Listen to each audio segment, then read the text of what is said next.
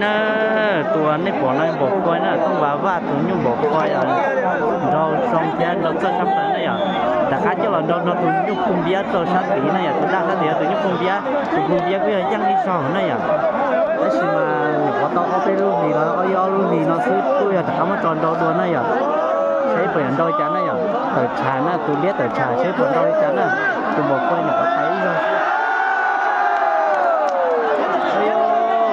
chưa tôi biết nó chơi tôi biết chỉ đâu đấy à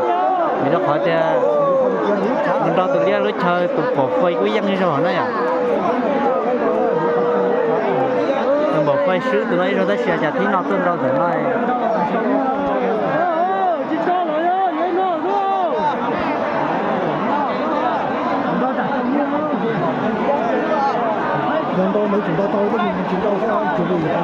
quay cái tay rồi nó sẽ trả cho nó stone rồi không ha quay cái dân kia ha